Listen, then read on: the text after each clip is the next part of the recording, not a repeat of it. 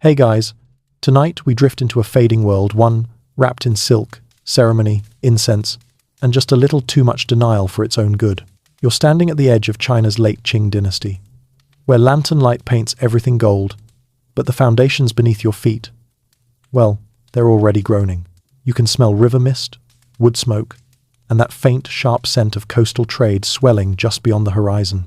It's peaceful, almost dreamlike, yet something in the air hints that you probably won't survive this era unless you develop a sudden fondness for bureaucracy, powdered wigs, and geopolitical stress. So, before you get comfortable, take a moment to like the video and subscribe, but only if you genuinely enjoy what I do here. And while you're settling in, tell me your location and local time in the comments. I love knowing where everyone is drifting off from. Now, dim the lights. Maybe turn on a fan for that soft background hum, and let's ease into tonight's journey together. You move through the dusk of an empire that still believes it's the center of the universe. To be fair, for most of world history, that confidence wasn't entirely misplaced. The Qing Dynasty stretches over landscapes so vast that maps can barely keep up. Northern deserts fade into rolling grasslands, and southern jungles press thick and warm against the edges of rice terraces. The Grand Canal still glitters at sunrise, carrying barges packed with grain and gossip, while in Beijing, the Forbidden City glows like a lacquered jewel. But as you walk, feeling the cobblestones hum beneath your shoes, you notice that people speak in softer tones about the future. There's a heaviness in the streets, not dramatic, not catastrophic, just tired. The kind of tired where you look at a cracked teacup and think, it still holds tea. Probably fine. That's the late Qing mood in a nutshell. Your lantern flickers as you pass merchants closing their rasasa, stalls for the night. A scholarly man, robes swaying, mutters about the civil service exams becoming more luck than brilliance. A grandmother pinches your cheek as if she's inspecting a melon, and a bored gate guard keeps retying his sandal because, honestly, his job hasn't been interesting since 1793. You overhear someone mentioning a strange new foreign ship docked far away in Canton, steam-powered, hulking, and smelling like angry iron. You file that away for later, because historians still argue whether these early encounters felt alarming or merely confusing. A mainstream fact floats through your mind. By the early 1800s, the Qing Empire was still one of the world's largest economies. Even Europe, busy flexing its industrial revolution muscles, had to admit that China produced an impressive amount of tea, silk, and sheer bureaucratic paperwork. Yet you also catch a quirky tidbit whispered over a pot of noodles. Some villagers sincerely believed foreign merchants were ghosts because, brace yourself, they refused to eat rice. Suspicious behavior indeed. You wander past a Confucian school, the smell of ink and bamboo paper drifting out the windows.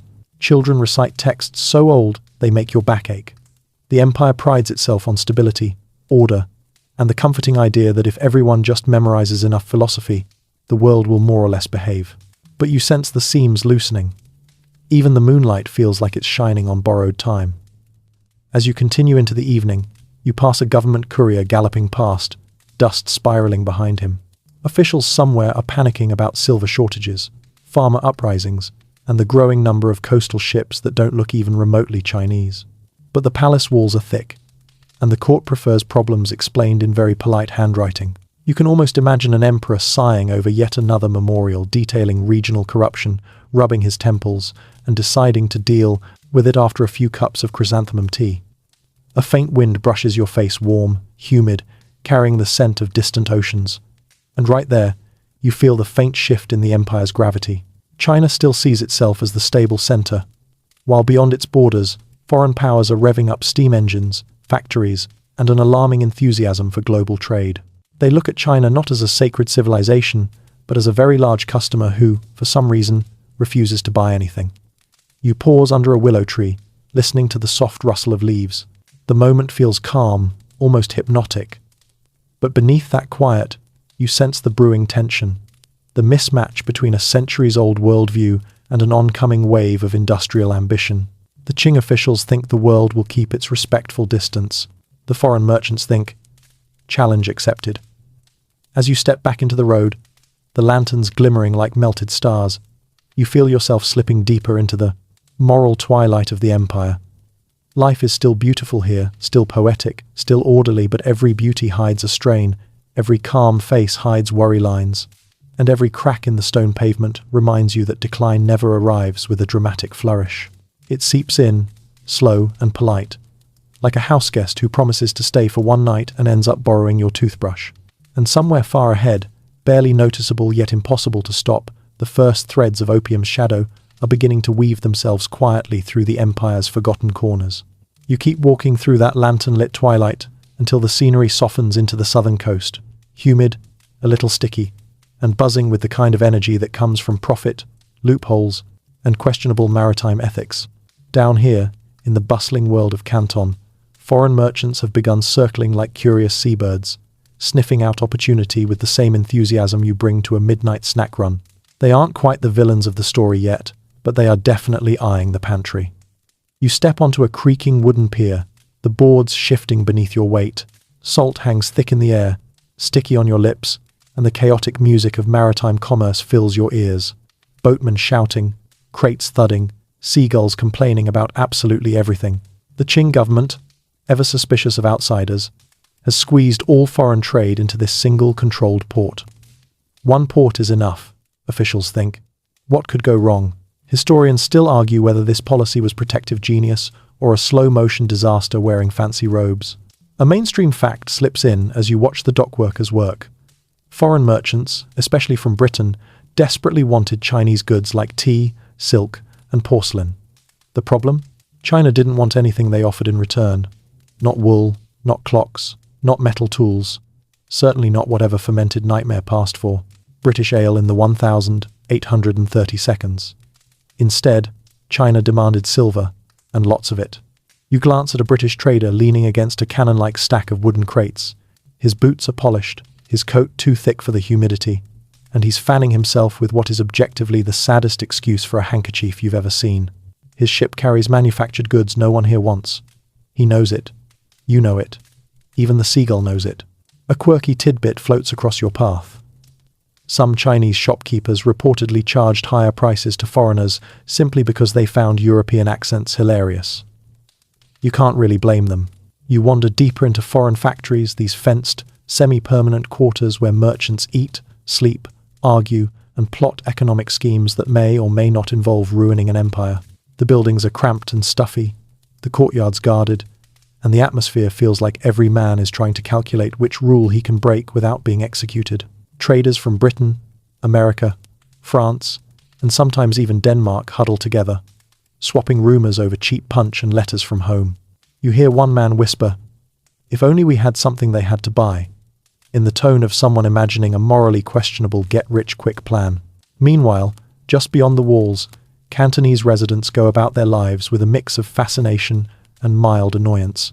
Children peek through gaps in the fence to catch glimpses of strangers with pale skin and oddly shaped hats. Merchants negotiate prices with the resigned patience of people who know this dance will repeat tomorrow. Street cooks bang woks with rhythmic determination, creating clouds of steam fragrant with ginger and soy. You inhale deeply, and your stomach folds its metaphorical arms like, "We're eating here before we leave, right?" But you also sense the political tension. Qing officials patrol the trade rules with a bureaucratic zeal rivaled only by modern office workers, who take their breakroom sign-up sheets a little too seriously. Every foreigner must abide by the Kohong Merchant Guild, pay their dues, follow strict customs, and never under any circumstances wander beyond designated areas. The empire is determined to keep the outside world at arm's length, like a cat tolerating visitors as long as they don't make eye contact. Yet the pressure builds. Britain's appetite for tea is bottomless. Their silver reserves are draining.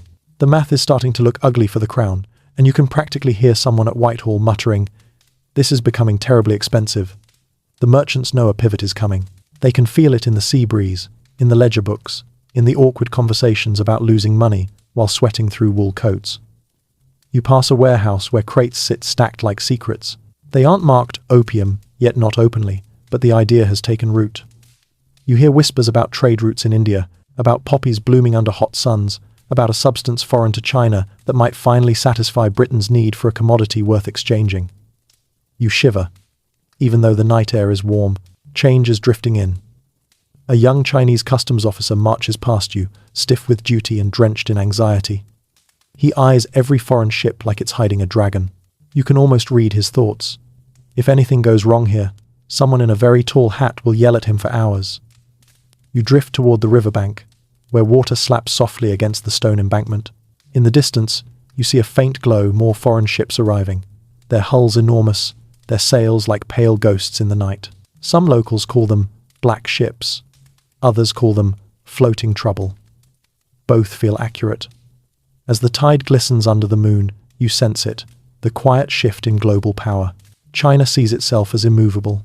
Foreign merchants see it as a locked door, and they are determined to find the key, even if they have to pry the hinges off. You stand there, breathing in both sea air and the slow, metallic scent of history changing course. The merchants have smelled opportunity, and they are not letting go. And though no one yet realizes it, not the bustling dock workers, not the patrolling officials, not even the exhausted Britishman wiping sweat from his forehead, this pressure will soon crack open the entire imperial world. You follow the river inland just a little, feeling the humid night stretch around you like warm silk, when something subtle shifts in the air. It's not dramatic, not a fanfare, not a lightning strike, not even a suspiciously well-timed gust of wind. It's quieter than that, a scent you don't recognize at first. Sweet, earthy, almost floral, curled with a hint of smoke. You pause, inhale again, and there it is. The first trickles of opium drifting into China like an afterthought no one bothered to question. You stroll along a narrow alley, where cargo is unloaded by lantern light.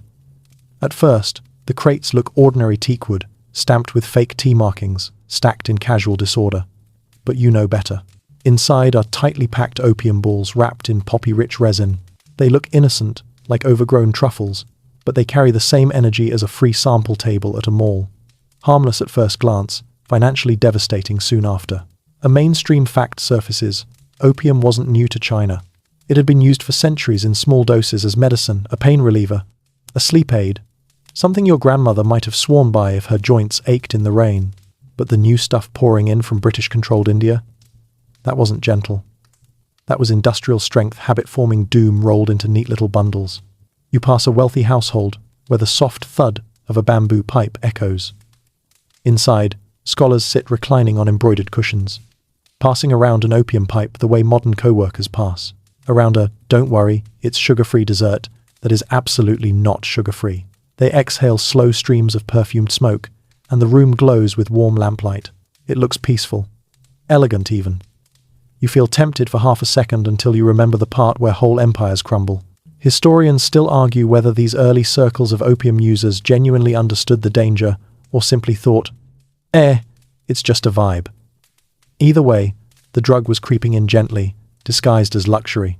Then comes the quirky tidbit you overhear from a gossiping maid. Some aristocrats believed smoking opium made them better poets, which is bold considering none of them wrote anything remotely readable afterward. You walk on, past places where foreigners secretly unload their cargo at night, paying off boatmen with silver coins that glint like tiny moons. The smuggling networks are still small, more opportunistic than organized. Picture a handful of merchants exchanging hushed words in side alleys, all pretending they aren't tempted by the obscene profits. As you approach a tea house, you see a young official sitting stiffly at a wooden table, sipping jasmine tea with a seriousness usually reserved for solving murder mysteries. He watches the foreign ships with narrowed eyes.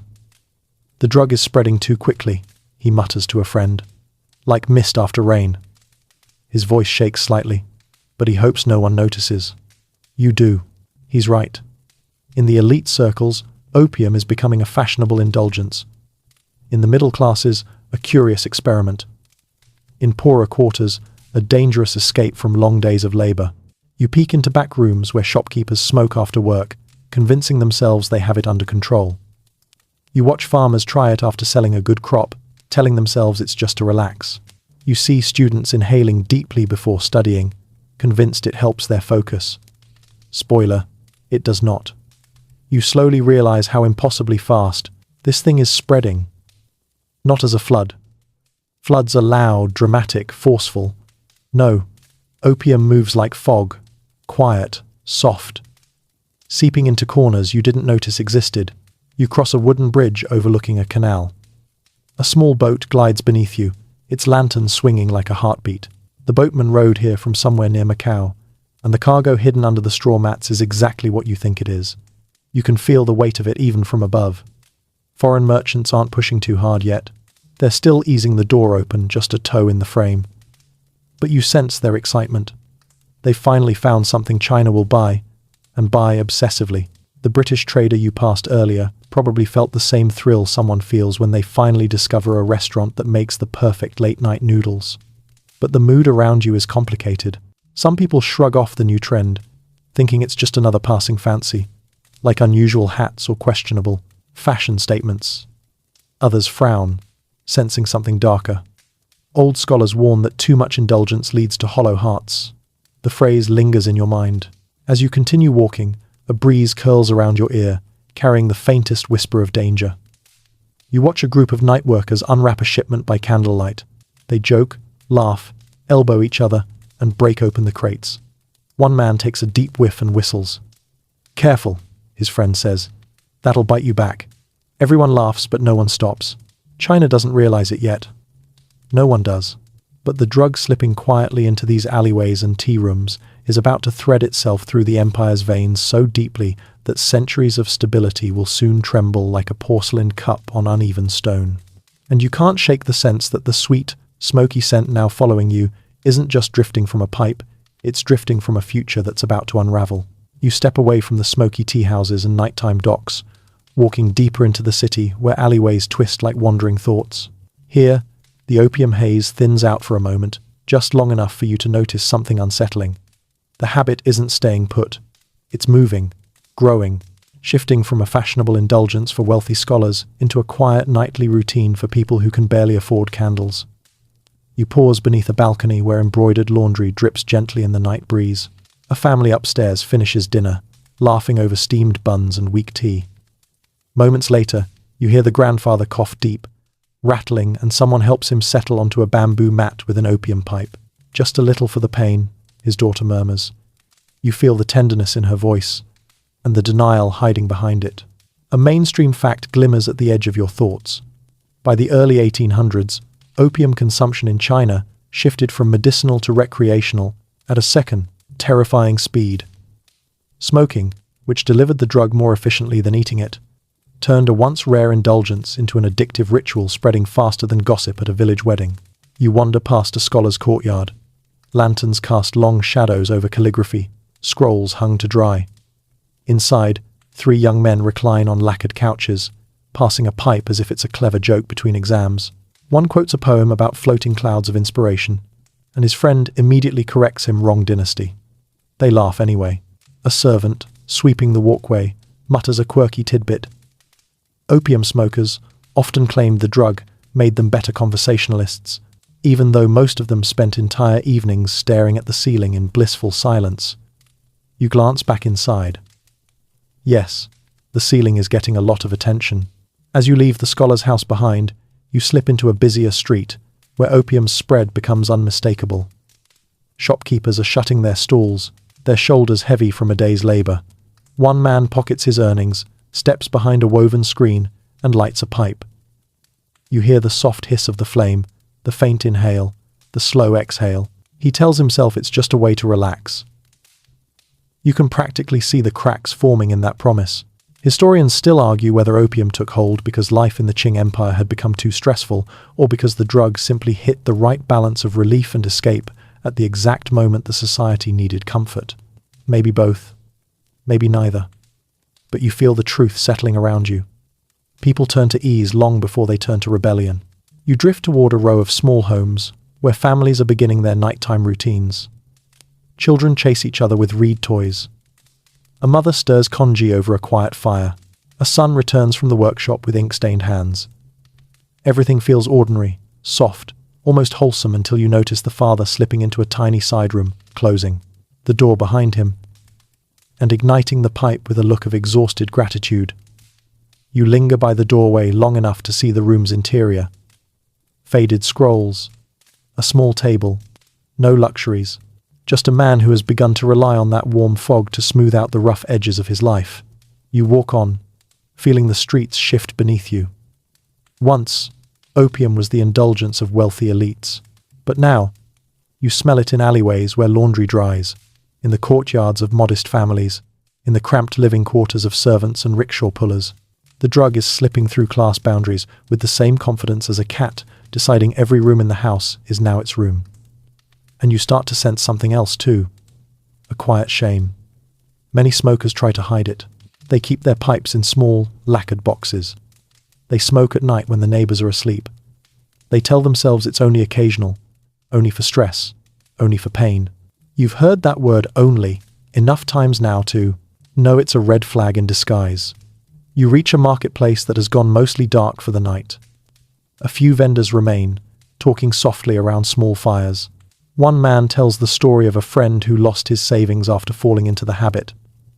Another swears the drug is harmless if you use it properly, whatever that means. A third jokes 3 days late on a debt payment that he's thinking of buying an opium pipe because he heard it improves your posture. Based on his slouch, this is definitely unproven science. In a quieter corner, a young woman sits beside her sleeping infant, staring at the moon with a tired expression. Her husband, a fisherman, lies nearby on a mat, pipe in hand, drifting somewhere between dreams and dependency. She smooths his hair, but her eyes look past him, toward a future she can't quite imagine. You breathe in slowly, feeling the weight of this shift. Opium isn't just a curiosity anymore. It's a companion, a crutch, a whisper at the edge of people's routines. And like a fog rolling in from the sea, it settles into every crevice, every household, every hesitant inhale. What began as an elite indulgence is now seeping into the empire's everyday pulse. And as you watch the smoke curling upward, drifting toward the night sky like a restless spirit, you sense how deeply this habit will dig into the bones of the land. It won't stay just a little for long. You keep wandering through the moonlit streets, and the smoky alleyways slowly give way to the quieter, more dignified quarters where officials live and work. Here, the air feels heavier not because of opium, but because of something far more dangerous to an empire. Denial wrapped in silk robes. You sense it immediately. The Qing court is beginning to realize something is wrong, but it's realizing it with the speed and enthusiasm of someone ignoring a leaking roof because it only drips on Thursdays. You pause near a small administrative digestion compound where junior officials spend their nights copying reports by lamplight. Their desks are cluttered with inkstones, scrolls, seals, and enough paperwork to trigger a mild existential crisis. One man groans as he adds another memorial to the pile, yet another provincial governor warning of rising opium use. You watch the official roll his eyes, muttering, "Everyone exaggerates. It's probably fine." He stamps the report anyway and tosses it onto a stack taller than your hopes on a Monday morning. A mainstream fact drifts toward you like the soft flutter of a silk sleeve. By the early 19th century, the Qing government knew opium imports were soaring, but bureaucracy moved so slowly that by the time a report reached the capital, the problem had already doubled, possibly tripled. Imagine sending an email, then receiving a reply 2 years later telling you to follow up. You slip deeper into the complex, skirting around a courtyard where senior administrators gather to discuss the empire's health in tones that say they'd rather be anywhere else. They sip tea, stroke their beards with scholarly gravitas, and offer phrases like, "We must reflect deeply," which is official speak for, "I have no idea what to do, but please don't assign me extra work." One man, wearing particularly impressive robes, reads aloud the latest reports. Silver draining rapidly, addiction rising in multiple provinces, smuggling increasing along the coast. He frowns, strokes his beard again, really putting that beard to work, and sighs. The situation is concerning. His colleague responds by suggesting they form a committee, proving that bureaucratic stalling transcends both geography and time. Still, cracks are forming. You sense worry simmering beneath their calm voices. Historians still argue whether the court's slowness was due to ignorance, corruption, or simply a cultural worldview that struggled to imagine foreign traders destabilizing the Middle Kingdom.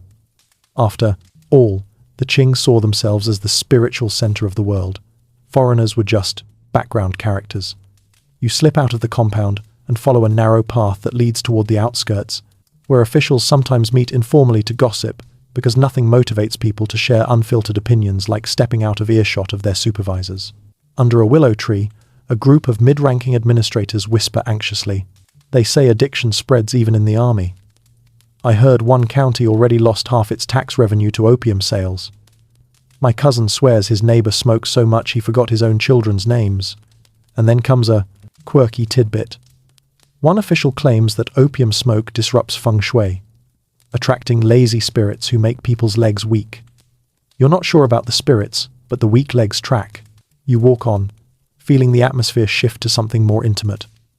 A worried magistrate sits alone by a lotus pond, staring at his reflection. He's young, earnest, and very obviously overwhelmed. He traces circles in the water with a fallen petal and murmurs, "If this continues, what will the empire become?" His voice cracks slightly. You feel a pang of sympathy. He's one man trying to swim against an ocean current. Nearby, two older officials discuss solutions. Ban it. We already banned it. Ban it harder. You can tell this conversation is going nowhere productive. As you wander further, you catch the faint clinking of coins. A merchant hands a pouch of silver to a local officer, who accepts it with all the subtlety of a stage actor pretending not to accept a bribe. You watch the exchange quietly. The officer shrugs and walks away, his new wealth jingling like a guilty conscience. And with that sound, the truth crystallizes. The court can't fight opium effectively because too many people profit from letting it flow. Even the emperor far away in the Forbidden City receives reports so contradictory that he must wonder if half his officials are lying, confused, or both. You imagine him pacing through ornate halls at night, lantern flickering, thinking, surely they can handle this, unaware that the ground is already shifting beneath his dynasty's feet. The night deepens around you as you leave the administrative quarters behind. The echoes of conflicting voices fade, warnings ignored, data softened, bribes accepted, memos shuffled around until no one remembers who was supposed to act. It's a quiet tragedy, the kind that grows because everyone assumes someone else is handling it. You pause at the edge of the district, feeling a cold realization settle into your bones. The court isn't just slow, it's afraid too proud to admit vulnerability, too hierarchical to respond quickly, too tangled in ritual and protocol to adapt. And somewhere, in tea houses and docks and small back rooms across the empire, the opium smoke curls upward, gentle and patient, not needing permission from anyone. The Qing court has finally noticed the problem, but the problem didn't notice the court. It just kept growing. You leave the anxious murmurs of the officials behind and follow the road south, where the air thickens again with warmth, river mist, and a sense of mischief that seems to cling to the Pearl River Delta like dew. Down here, the mood changes. No more elegant courtyards or scholarly debates. This is the territory where rules get flexible, where people don't ask too many questions so long as the silver flows, where smugglers blend into the night as easily as shadows slip between lantern beams. You step onto a muddy footpath overlooking the river.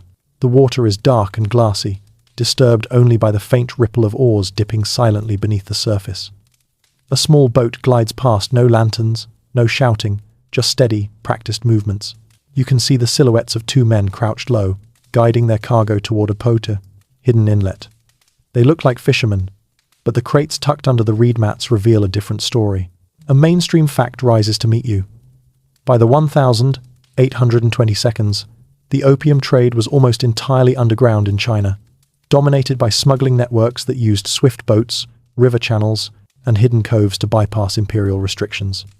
The coastlines from Macau to Canton became a labyrinth of covert drops, bribes, and nighttime exchanges. You slip into a thicket near the water's edge and crouch beside a weathered warehouse, one of those abandoned buildings that seems far too busy for a place no one supposedly uses. Inside, lanterns glow dimly as men pry open crates, check the quality of the opium balls, and record transactions on bamboo slats. The accountant is surprisingly meticulous for someone participating in illegal trade. He even pauses to re-ink his brush with the dramatic precision of a man who enjoys his job a little too much. A smuggler nearby cracks a joke about how he once hid opium inside hollowed-out duck decoys, and you overhear someone respond with a quirky tidbit. Certain smugglers actually disguise their boats as floating kitchens because no imperial patrol would dare interrupt a man in the middle of making noodles. Honestly? Solid reasoning. You creep back outside and spot a cluster of small, swift boats tied near the riverbank. These vessels, called Shachuan, are the smuggler's pride. Lightweight, fast, and operated by men who know the river's moods better than their own families. Their job is simple. Dart in, pick up the opium from anchored foreign ships offshore, and deliver it to shore before sunrise. You feel their practiced rhythm, their calm efficiency, the quiet teamwork forged in the shared goal of staying just one paddle stroke ahead of the law. Historians still argue whether local officials tolerated this because they were bribed or because they recognized that the empire's coastal defenses were hopelessly outdated. Probably both. After all, it's hard to enforce a ban when the smugglers know the coastline better than your entire navy combined. Speaking of navy, you cross a rickety wooden bridge and arrive at a dilapidated lookout station manned by 3 very bored guards. They lean against the railing, sipping weak tea, trying to look alert while discussing last night's gambling results. One of them sighs dramatically and says, "We should really patrol more often," before immediately sitting down. Below them, you watch 3 smugglers paddle right past in full view. Not one guard notices, or maybe they do and decide it's not worth the paperwork. Further along the river, you stumble into a small tavern nestled between mangrove roots. The wooden sign creaks gently in the wind, and the interior is lit with soft amber light leaking through paper windows. Inside, boatmen exchange stories, silver glints subtly on tables, and coded phrases float through the air. The tide is generous tonight. 3 crates of incense arrived safely. The foreign ghost ships are anchored farther out. No one is fooled by the euphemisms, but everyone pretends to be. You sit quietly at the edge of the tavern until a young courier rushes in, breathless. "Patrol boats spotted near the bay," he warns. Instantly, the room shifts from casual to coordinated. You watch the unspoken choreography. Smuggled goods vanish into hidden compartments, men scatter with fox-like agility, and the owner extinguishes half the lanterns to dim the room. But the energy isn't panic, it's routine. This has happened so many times the residents treat it like dealing with a slightly annoying neighbor. You follow a narrow path out back, where mangrove roots twist like skeletal fingers over the muddy shoreline. A small group of smugglers crouches beside a cache of crates. One man touches the surface of an opium ball with reverence, whispering, "This is worth more than gold." And he's right. In a Qing economy struggling under silver shortages, opium profits are irresistible. The trade weaves greed, desperation, and opportunity together like threads in an ever-growing net. The hum of distant activity reaches you from across the water. Foreign clippers sit just offshore, dark shapes against the horizon. Their captains don't set foot on land they don't need to. They just wait. Their cargo sells itself. And here on shore, the riverbank is alive with men who know how to turn foreign greed into local gold. You watch as a final boat pushes off, gliding silently into the night. The smuggling network has delivered its nightly dose of shadowy commerce. The river swallows their silhouettes, and the warm, sticky air closes in again. The Empire may try to fight opium, but down here in the Pearl River shadows, you feel it plainly. The trade is no longer just a trickle. It's a tide. And tides don't ask permission. You follow the riverbank until the mangroves thin and the land firms beneath your feet. The dawn is just beginning to tint the horizon, but the world around you feels anything but calm. There's a tension in the air, a ripple you feel in your spine long before you understand it. And then you see him, Lin Zexu. Or rather, you see the ripples he creates, because when a single man decides an empire must change course, the air changes with him. You step into the outskirts of Canton, just as the city stirs awake. Merchants lift their shutters, porters stretch their stiff shoulders, tea houses simmer to life. But something about this morning feels sharper, cleaner, as though someone swept the night's haze away with a single decisive gesture. You soon find the source. Lin Zexu stands in a modest administrative hall, speaking to a cluster of stunned officials who seem to be second-guessing every life decision that brought them to this moment. His voice is calm, but carries the force of the man who skipped the polite hesitation phase entirely. You can almost feel the floorboards vibrating in moral indignation. A mainstream fact anchors itself in your mind. Lin Zexu, appointed imperial commissioner in 1839, became the Qing Dynasty's most forceful opponent of the opium trade. He wrote letters, issued proclamations, organized patrols, basically launched a one-man anti-opium PR campaign with the energy of a modern influencer trying to hit 1 million subscribers by Tuesday. You watch him pace the room, his robe swaying with purposeful rhythm. He reads aloud the emperor's edict banning opium once and for all, not just as a polite suggestion, but as an order backed by enough imperial authority to make even the most corrupt official rethink his side hustle. He slams a memorial onto the table and declares, If you cannot stop the opium trade, then I will. The officials blink in unison, horrified by both his conviction and the knowledge that he means every word. As you follow Lin outside, you notice crowds gathering like moths to the flame of his resolve. Smugglers sweat, addicts tremble, honest citizens whisper prayers of gratitude, and corrupt officials pretend to find the clouds fascinating. It doesn't take long for the man to make his presence felt. You watch troops sweep through the city with scrolls of new regulations. Opium dens shut their doors in a panic. Foreign merchants clutch their account books like endangered children, and in a courtyard torn between admiration and terror, an officer reads Lin's now famous letter addressed to Queen Victoria, asking why a supposedly moral nation profits from poisoning another. Historians still argue whether she ever actually read it, but it remains one of the era's greatest rhetorical mic drops. You trail Lin to the river, where his most dramatic gesture is unfolding. Soldiers seize hundreds of chests of opium, stacking them into massive piles taller than a two-story house. The crates creak, beneath the weight of illegal dreams. A line of foreign merchants stands nearby, faces pale, sweat gathering on their collars, expressions ranging from outrage to the emotional equivalent of a toddler dropping their ice cream. One British trader sputters, "This is theft." Lin Zexu raises a serene eyebrow, an eyebrow that says, "Sir, please." A quirky tidbit surfaces.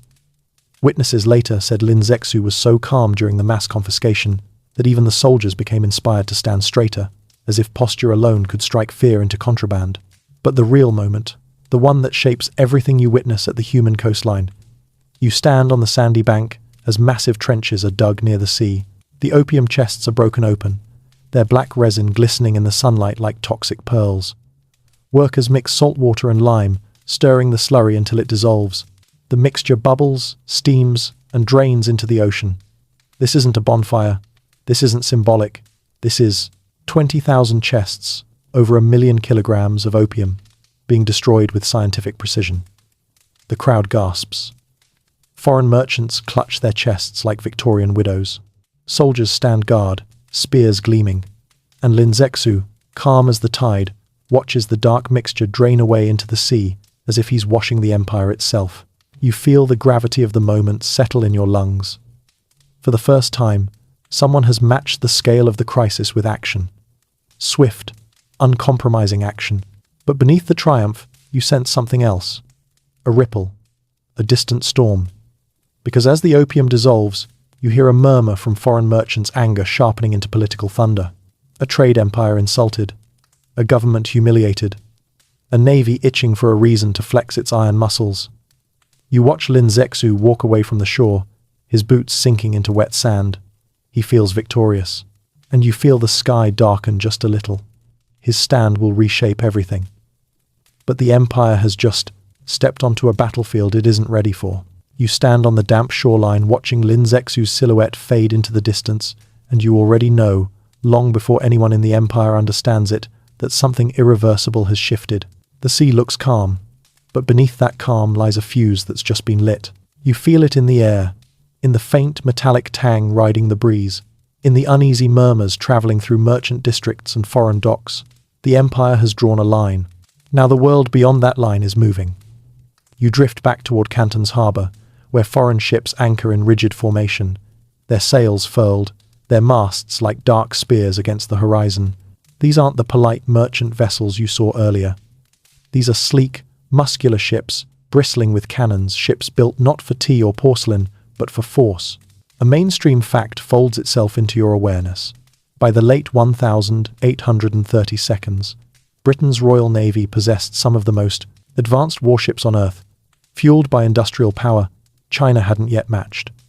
Steam engines, precision cannons, explosive shells light years beyond the wooden fleets guarding Qing waters. It's like bringing a fully loaded gaming computer to someone still using an abacus. At the docks, you notice the tension hanging so thick you could slice it with a cleaver. Foreign merchants and Qing officials exchange stiff greetings, everyone pretending diplomacy still has a pulse. You overhear a British trader complaining loudly. "They destroyed our property." Another counters, "It's about principle." And you think, yes, the principle of, please give us our contraband back. You weave through the streets where panic pulses quietly beneath ordinary routines. Boatmen whisper about seeing new warships offshore. A silk seller hurries to close early, muttering that trouble is rolling in like storm clouds with accents. A cluster of scholars debates fiercely in a tea house, half blaming foreign greed, half blaming Chinese corruption, all slurping noodles too loudly for the gravity of the situation. Historians still argue whether the Qing court truly believed foreign powers would not dare wage war over opium. Maybe they trusted diplomacy. Maybe they misread Britain's hunger for trade. Or maybe they simply couldn't fathom a world where China wasn't the dominant force. You feel sympathy for them. It's hard to notice a tidal wave when you've lived your whole life on the mountaintop. You walk down to the riverbank just in time to see a British warship, a mammoth of iron and wood, creep closer. Its hull gleams with foreign polish. Its cannons stare outward like cold, unblinking eyes. The sailors on board move with brisk efficiency, ropes snapping, boots thudding, their movements synchronized in a way that sends a chill through your spine. They look ready. They look hungry. Nearby, a small Qing patrol boat bobs gently, its crew confused, under-equipped, and probably wishing they had stayed home to practice calligraphy instead. One soldier pokes a cannon that looks older than half the empire. Another whispers to his comrade, "Do you think they can see us?" The answer is yes, they can see you, and they're judging your artillery choices. As dawn melts into day, small flashes spark across the water, the first skirmishes. Cannon fire erupts, sharp and unnatural against the soft morning. The British shells land with terrifying accuracy, churning the water into white foam. The Qing cannons answer, but their shots fall short, splashing uselessly. The imbalance is immediate, stark, undeniable. People along the shore cover their ears as thunder echoes through the harbour. Mothers pull children indoors. Shopkeepers shutter doors. You watch a man run through the street yelling, "They're lighting fireworks early this year." This is the quirky tidbit you didn't expect. Some villagers genuinely thought the first cannon blasts were festival firecrackers. That confusion lasted about 3 seconds. You slip into a narrow alley where soldiers rush past carrying supplies. Their armor is traditional lacquered lamellar plates, soft cloth padding, decorated helmets, beautiful, elegant, absolutely useless against industrial firepower. You sense their fear. They're brave, but bravery doesn't turn wooden ships into iron ones. Out at sea, another British shell explodes near the river mouth, sending a mist of seawater into the air. You feel it on your face, cold, sharp, electric. Each blast is a message. The rest of the world isn't content staying outside China's walls anymore. You walk back toward the city, watching the horizon darken under a haze of gunpowder. The empire's old worldview, where China sits at the center and foreign nations orbit respectfully, begins to crack under the weight of iron cannons and steam-driven ambition. Everywhere you go, people whisper, "How could they dare? Attack us? Why is our fleet so weak? What will become of Canton?" You stop beneath a row of palms swaying anxiously in the wind. Beyond them, the clash continues loud, violent, uneven. The Qing Empire has just stepped into the industrial age without armor, while Britain arrived wearing a full metal suit and asking, "So, trade?" As the cannon smoke drifts inland like storm clouds, you feel the truth settling over you. China has met industrial firepower, and the empire is not ready. Not even close. You follow the drifting gunpowder haze inland until the sounds of cannon fire soften into a long, uneasy hum behind you, quiet enough to breathe, loud enough that no one can pretend life is normal anymore. The Qing Empire has been cracked open, not by choice but by force, and now you're walking through one of the first wounds. The newly opened treaty ports, still raw, still stinging, still reshaping the way China sees itself. Canton stands behind you. Ahead lies the shifting coastline, places where foreign flags flutter with a confidence bordering on arrogance. You approach the outskirts of one such port, a place where the old world grumbles and the new world arrives wearing muddy boots. A mainstream fact anchors itself. After China's defeat in the First Opium War, the Treaty of Nanjing, 1842, forced the empire to open 5 ports: Canton, Xiamen, Fuzhou, Ningbo, and Shanghai to foreign trade. These weren't polite openings, they were incisions, and every port became a new doorway through which the world stormed in. You step onto a street that didn't exist a decade ago, wide, foreign paved, and lined with buildings wearing odd architectural outfits. Brick houses with glass windows sit awkwardly beside traditional Chinese shop fronts.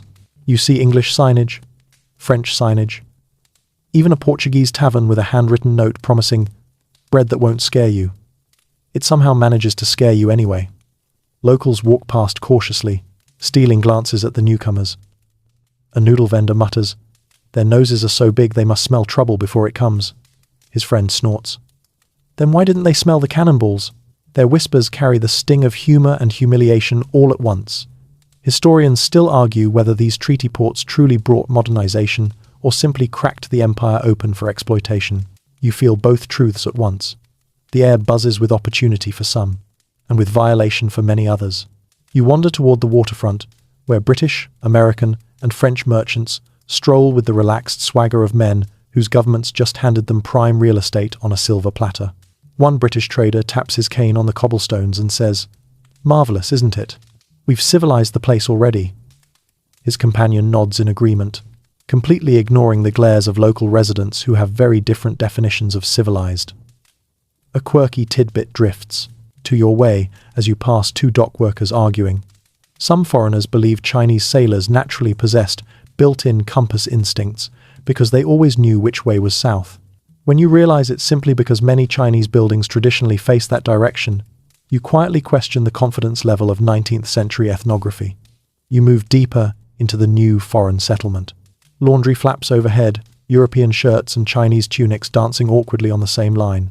You pass a missionary school where children recite English phrases in tiny voices, unsure what the words mean but grateful for the free rice. Across the street, a Chinese herbalist glares at the building as though he could banish it through sheer eye contact. Further along, an English officer stands proudly outside a customs house that now enforces tariffs benefiting Britain more than China. His uniform glints in the sun. He looks like a man posing for a portrait titled, "I Definitely Think I'm the Main Character." Behind him, Chinese clerks work silently, calculating fees with the reluctant precision of people who know the system isn't built for them. You drift toward the port's edge, where ships unload crates onto busy docks. Tea leaves spill from broken chests. Silk bundles are lifted carefully by sweating workers. And in one shadowed corner, opium, still illegal, always illegal, slips through hidden hands. Not gone, never gone. Just existing now within a system that pretends to regulate it, while quietly benefiting from its presence. Everything around you feels lopsided. Foreign powers demand extraterritorial rights, meaning their citizens can't be tried by Chinese law. You overhear a shopkeeper complain, "They cause trouble, and we get scolded." You want to comfort him, but also you can't fix history. You walk past a missionary chapel where hymns drift through open windows. Local residents watch from a distance, curious, uneasy, unsure whether this new faith is a blessing, a burden, or just another ripple in a world changing too fast. Children peek through the doorway, then run off giggling, chased by a nun waving a feather duster. You pause at a small hill overlooking the settlement. From here, the contrast is stark. On one side, traditional rooftops, curved like old memories. On the other, foreign buildings rising fast, angular, confident, unapologetically present. The treaty ports carve into the empire like new arteries pumping foreign goods, foreign ideas, and foreign power into a civilization that once prided itself on isolation. Some locals embrace the change. Others resist, most simply endure. You feel the empire's pride aching beneath your feet. These ports aren't just openings. They're reminders constant. Uncomfortable reminders that China's control over its own coastline has slipped. And as you stand there, the wind rustling your clothes, you sense something heavy settling into place. The wounds, opened by treaty ports, will not heal quickly.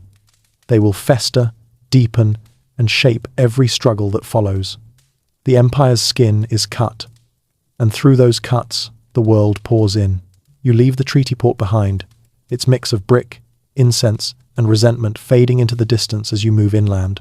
The road grows quieter, lined with willows and small fields, where farmers bend low over rice paddies under the soft morning sun. But even here, far from cannons and foreign customs houses, something feels off. Something emptier. Something lighter, though not in a good way.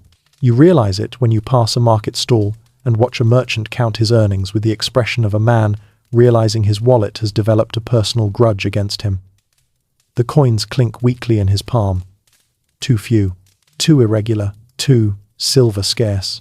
A mainstream fact settles over your thoughts like dust on old bookkeeping scrolls. During the 19th century, Opium imports caused an enormous outflow of silver from China. The empire's economy ran on silver. Taxes were collected in silver, salaries were paid in silver, stability depended on silver, and opium was soaking it out of the Khan. A country like a sponge dipped in a bucket. You watch the merchants sigh and mutter, "Last year, I could buy 2 sacks of grain with this. Now, maybe 1. He doesn't finish the sentence. He doesn't have to. You step into the marketplace proper, and the mood is unmistakable. Prices are rising. Tempers are fraying. A butcher argues with a customer who insists she doesn't have enough to buy pork belly anymore and has resorted to deep breaths vegetarian dumplings. Her tone suggests this is a personal tragedy.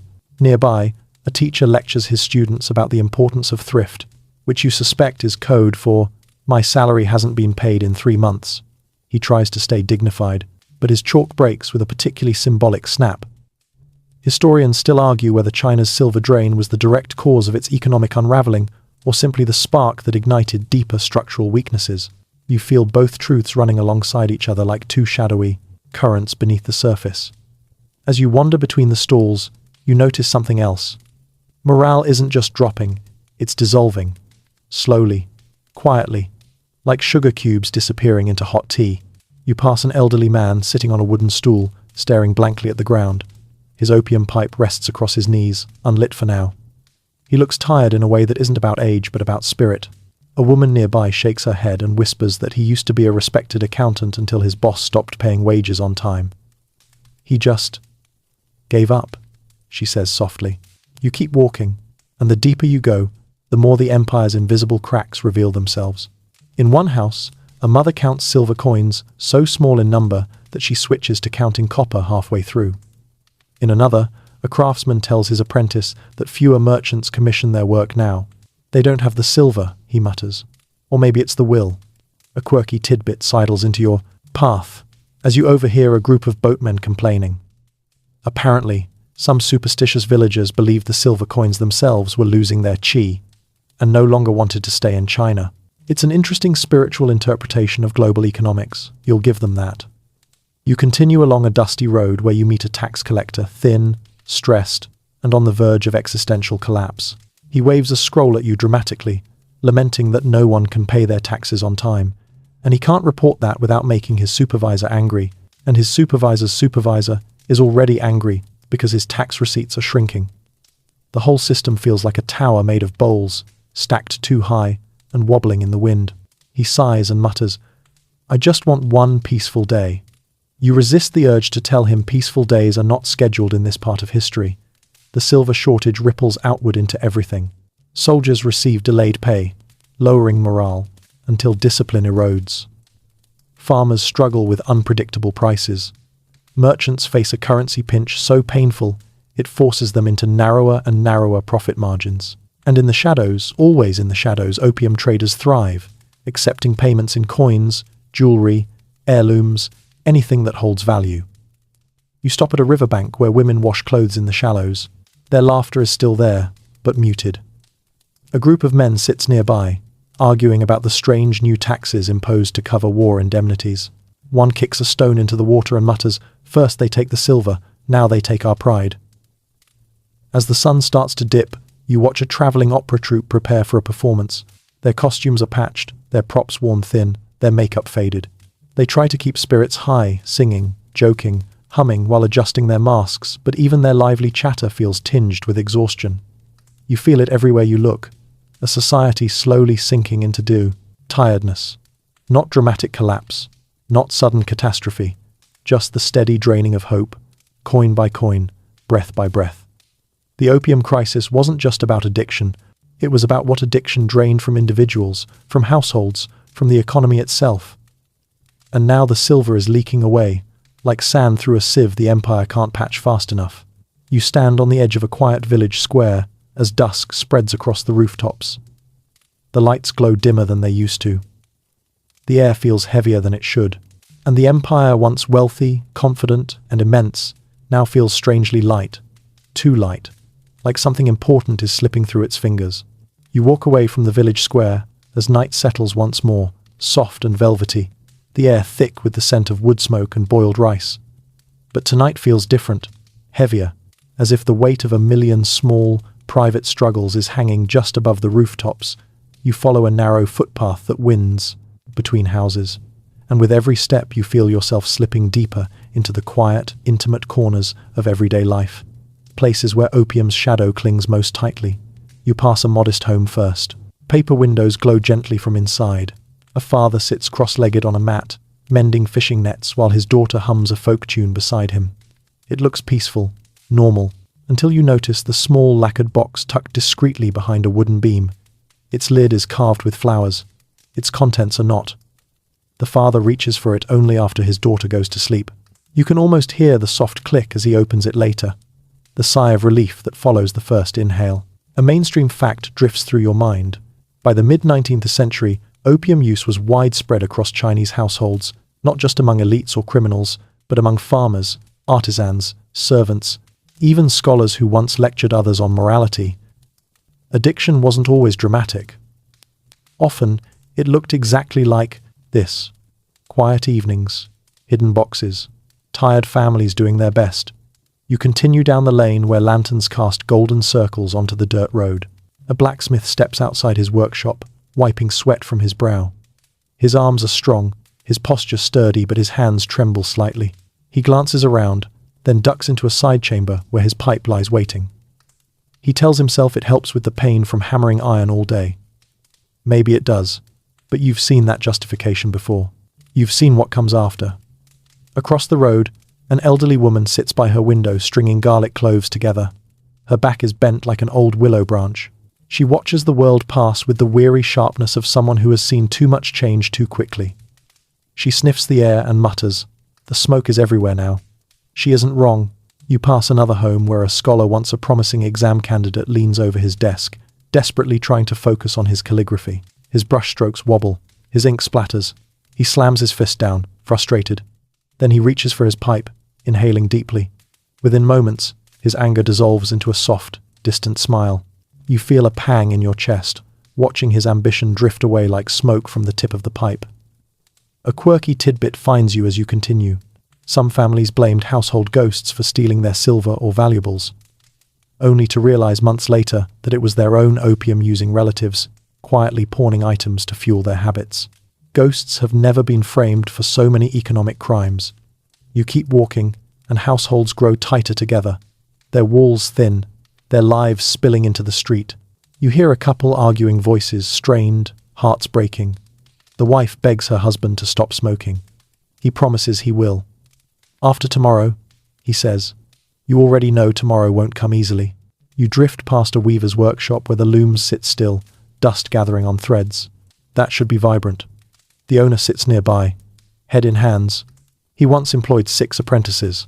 Now only 1 remains, and even he spends more time in opium dens than at the loom. "How do I compete?" the weaver whispers, when everyone is drifting away. Historians still argue whether opium created social collapse or simply accelerated forces already at work: overpopulation, corruption, famine pressures. But as you watch a mother quietly sell her copper hairpin to buy her husband medicine he won't use properly, the debate feels painfully unimportant. What matters is the human cost. You turn into a narrow alley where the smell of opium is unmistakable.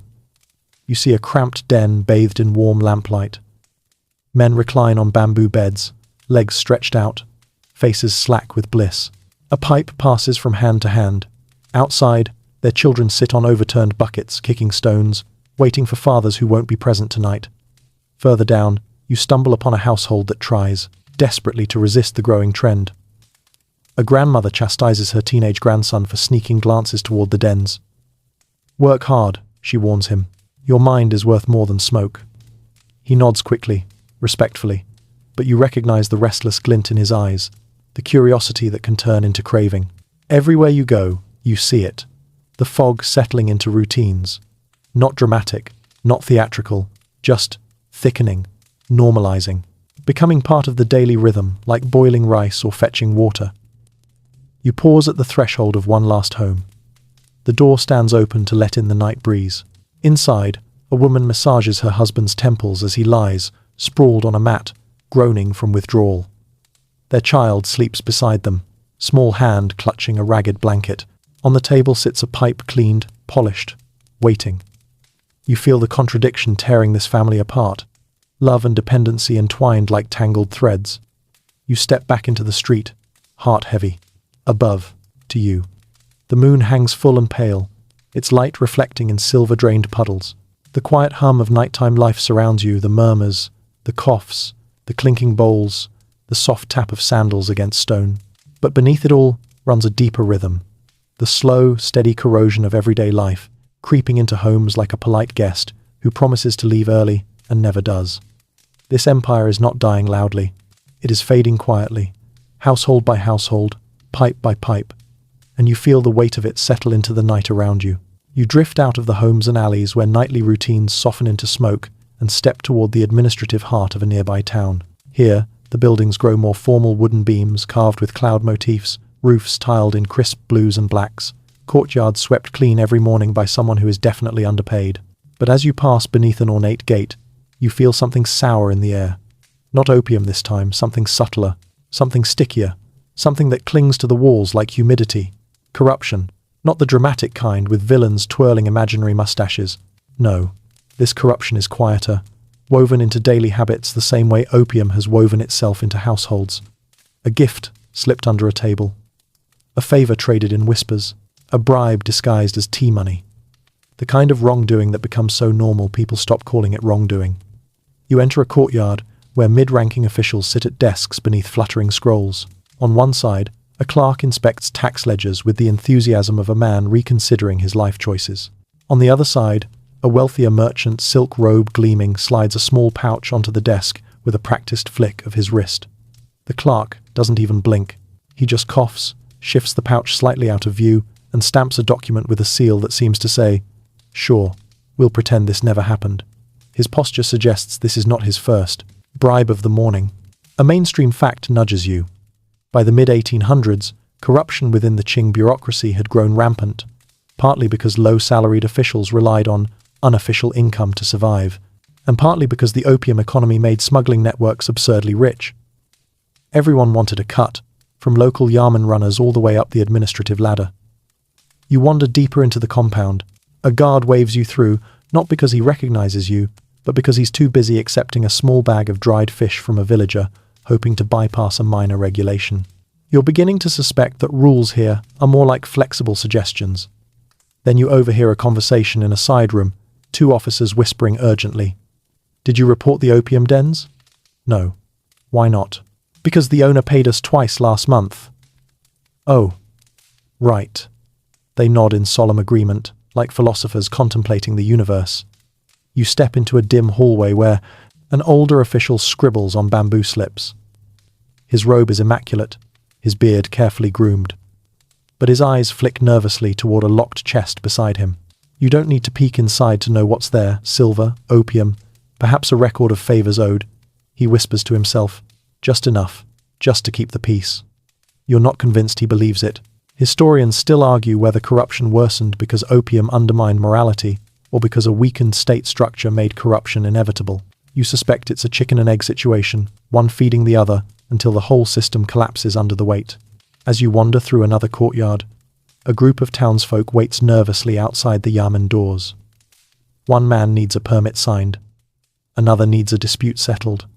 A woman wants a theft investigated, but each is approached discreetly by a runner who murmurs the same thing. A small gift speeds the process. This small gift appears to be the size of a generous lunch budget. A quirky tidbit drifts your way. Some officials became so bold that they published unofficial rate charts, listing exactly how much silver was needed to speed up various types of petitions. Efficiency, but make it ethically questionable. You slip into a small interrogation room, empty now, except for dusty benches and a lonely teapot. This room once symbolized justice. Now it symbolizes negotiation. You imagine the conversations that happen here. "I didn't commit the crime." Well, maybe the evidence will support you. Evidence can be interpreted.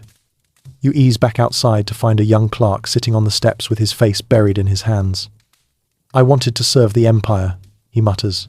"I studied 20 years for this." He lifts his head slightly. But now everything is smoke and silver and lies. His voice cracks. You want to comfort him, But history has already written this chapter. A gust of wind rustles the bamboo, and you follow it toward the back gardens, where several officials gather for a leisurely luncheon. They lounge on cushions, drinking warm wine, nibbling on melon slices, and joking loudly about how wealthy they've become managing opium shipments. You watch one man laugh so hard he nearly drops his cup. If you didn't know better, you'd think they were celebrating a holiday. It's only a vice, one chuckles. People want it. We simply facilitate. Another adds, besides, enforcing the ban is impossible. A third says, impossible? Please, it's unprofitable. They roar with laughter. The empire's moral backbone bends a little more. You step away, feeling an ache settle into your ribs. Because now you see what's truly unraveling the empire, not just opium, not just foreign pressure, but the internal rot that makes everything brittle. The government doesn't speak with one voice anymore. It speaks with 100 voices, each asking, what's in it for me? And as you walk out of the compound into the late afternoon sun, you feel the truth settle like dust. Opium weakens the body of the empire. Corruption weakens its soul. And together, they're hollowing the Qing from the inside out. You leave the corrupted Yamen behind, stepping back into the sunlight that filters weakly through the haze. The air feels heavier than before, not from humidity, but from the weight of everything you've seen. And now, as you follow a dirt road leading farther inland, you begin to feel a different kind of tremor beneath your feet. Not the boom of cannon fire, not the whisper of opium smoke, something more primal, more desperate, rebellion. But not in the grand, dramatic, rise up and overthrow the world kind of way. No swords flashing in neat rows, no banners fluttering in cinematic wind. This rebellion begins the way all true social earthquakes begin, quietly, in hungry villages, in angry whispers, in the slow simmer of people realizing their suffering has outgrown their patience. You arrive in a rural hamlet where fields stretch outward like tired green blankets. Farmers kneel in the soil, pulling weeds with a kind of numb resignation. Their bodies bend with practice, but their spirits, those are cracked, brittle, thinning by the day. Prices are rising, wages shrinking, taxes unpredictable. Silver is scarce. Food is scarcer. And opium, somehow always available, like a curse hitting all the wrong targets. A mainstream fact drifts toward you like dust in the wind. Throughout the 19th century, China saw a series of uprisings, some local, some massive, as rural populations grew desperate under economic stress, corruption, natural disasters, and yes, the growing cultural rot brought on by addiction. The empire's population was enormous. Its resources were stretched thin. Its government was fraying. It didn't take much to ignite sparks. You pass a village square where a group of men debate loudly around a broken water well. "The landlord raised rents again," one shouts. Another spits onto the ground and snaps. "And the magistrate told me to reflect calmly." Reflect on what? My empty rice jar. Their frustration vibrates in the air like the plucking of a guqin string pulled too tight. Nearby, a woman tries to soothe her crying child while explaining that the grain shipment hasn't arrived. A vegetable seller counts wilted produce with a face that looks older than the sun. A carpenter swears his tools are becoming heavier, not from weight, but from hopelessness. Historians still argue whether these rebellions were inevitable due to population pressures or if opium's social corrosion turned cracks into chasms. Standing here, you feel the truth. When people are exhausted, hungry, ignored, and robbed by corrupt officials, adding addiction and silver shortages is like dumping oil on a smoldering fire. You continue walking until you reach a small shrine nestled between ancient pines. Villagers have gathered here not for prayer, but for a meeting whispered in tense voices. On the shrine steps stands a wiry young man wearing patched robes and clutching a bamboo staff. His voice cuts through the murmurs. "The officials, they won't help us. The landlords won't ease the rents. The merchants cheat us. The empire doesn't hear us. So we must help ourselves." His speech is raw, trembling, but powerful. The villagers nod, some reluctantly, some eagerly. You feel the moment stretch like a thread pulled tight. Then you notice something unsettling. Several of the men clutch small pouches of opium. They smoke not to relax, but to numb the fear before taking desperate action. Resistance fueled by despair. Rebellion kindled in homes where morale has already collapsed. A quirky tidbit floats your way when an elderly villager leans over and mutters, "Last time people rebelled around here, they did it wearing mismatched shoes for good luck." You glance down, half the crowd is already barefoot. So much for superstition. You wander deeper into the countryside, where whispers grow louder. Some villages blame corrupt tax collectors, others blame landlords hiking rents. Some blame the drought, others blame omens, comets, strange rains, earthquakes, unusual bird migrations. But beneath all these explanations, one truth hums quietly. People are suffering, and suffering rarely stays still. You pass through a ravine where the soil is cracked, dry, and stubborn. A farmer there crouches beside his barren field, fingers digging through dust. "The harvest failed," he says softly, "and the magistrate says I still owe full tax." He laughs one of those hollow laughs that scrape against the soul. You travel farther until you reach a cluster of huts where an uprising has already begun. Not a grand rebellion, not a banner-waving spectacle, just a group of families who refuse to let tax collectors repossess their grain. They chase the collectors away with farming tools and angry tears. Now they sit together, shaking not from victory, but from the terrifying knowledge that resisting the state means consequences. Their leader, an elderly woman with fierce eyes, looks at you as if daring history to judge her. "How long," she demands, "must we starve before the empire notices we exist?" You don't have an answer. All around the countryside, similar scenes unfold: scattered protests, food riots, armed self-defense, scattered bands forming alliances, spark after spark, ember after ember. Some will burn out, others will flare, and a few will ignite into monstrous infernos the empire cannot contain. As twilight deepens, you climb a hill that overlooks several villages. Smoke rises from cooking fires, from opium pipes, from burned-out tax offices. Dogs bark in the distance. Someone beats a drum, not in celebration, but as a warning. The air feels charged, unsettled, alive with the possibility of violence. And you feel it in your bones. Rebellions don't erupt overnight. They rumble, they gather, they coil like storms.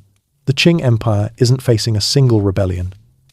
It's facing a country full of people who are one bad harvest, one unpaid wage, one broken promise away from rising. And when desperation spreads faster than opium smoke, the land itself becomes unpredictable. You leave the hills pulsing with unrest and descend toward a river town where the world feels different. Not calmer. Nothing in the empire feels calm anymore, but sharper, focused, determined. Here, the air doesn't buzz with rebellion. It buzzes with ideas. Plans, failed plans, half-built plans, plans that require money the empire no longer has, and plans that all orbit one desperate question. How do you save a collapsing dynasty without breaking the traditions that define it? You step onto stone streets where scholars, officials, artisans, and merchants gather in heated clusters, arguing in low voices that somehow sound both scholarly and panicked. The topic? Modernization, or, as some call it in this era, self-strengthening. A mainstream fact grounds you. After the humiliations of the Opium War, segments of the Qing elite pushed for sweeping reforms: modern, military training, Western-style shipyards, updated weapons, new schools, translated science texts. The self-strengthening movement began with the hope of blending Western technology with Chinese cultural values. Chinese learning as the essence. Western learning for utility, they declared. It sounds elegant, balanced, wise. Unfortunately, the universe rarely respects perfect slogans. You move toward a courtyard where a group of reform-minded officials stands around a blueprint of what looks vaguely like a steamship or a slightly confused dragon, depending on your artistic interpretation. One man taps the parchment excitedly. "This engine, it could rival theirs." Another pats his shoulder while murmuring, "Do we know how to build it?" Awkward silence answers for them.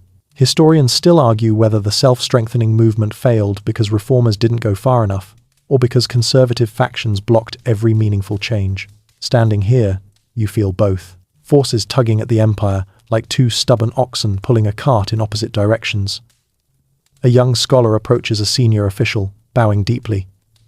"Master Li, we must revise the exam system," he pleads. "We need engineers, not poets, if we want to build factories." The elder ruffles his beard. insulted. Are you saying Confucius cannot defeat a steam engine? The student opens his mouth to respond, realizes this is a trap, and bows again instead. You drift down a side street, where new industries attempt to sprout like seedlings in stony soil. A blacksmith hammers metal more aggressively than usual, trying to recreate a foreign-style rifled barrel using techniques his ancestors perfected during the Qing Dynasty. Sparks fly. The barrel warps. He sighs deeply enough to water the entire countryside. Nearby, a group of translators pause over stacks of Western science books. Their faces glow with excitement and confusion. One man scratches his head and mutters, "This geometry makes no moral promises at all." Another shakes a text filled with equations. How can something be correct without referencing the classics? You suspect these men will need several tea breaks. A quirky tidbit wanders into your path. One local workshop tried to blend Chinese and Western design by building a hybrid war cart mounted with a cannon powered by, wait for it, a water wheel. It moved exactly 3 feet before collapsing. Witnesses applauded politely anyway. You step into a lecture hall where 2 factions shout at each other across rows of wooden desks. Reformers argue that, without adopting foreign shipbuilding and military tactics, China will suffer more humiliations. Conservatives retort that Western methods stink of barbarian chaos and threaten the empire's cosmic order. Both sides gesture dramatically with scrolls, and one elderly man waves a fan with such indignation you worry he'll take flight. Outside, ordinary townsfolk observe the chaos with the weary patience of people who have watched scholars argue for centuries. A farmer sighs. They debate while we starve. A shopkeeper grumbles, "I just want fair taxes." A mother shrugs, bouncing her baby, as long as they don't raise the rice price again. Reform feels distant to them, an elite puzzle played with tools they'll never touch. You walk toward the outskirts where the empire's attempts at modernization become physical. A half-finished naval yard sits along the riverbank, filled with wooden frameworks of ships that aspire to match foreign ironclads. Workers hammer planks that cannot withstand explosive shells. Supervisors bark orders they barely understand. A young apprentice leans against a beam and whispers, "We are patching a clay pot with feathers."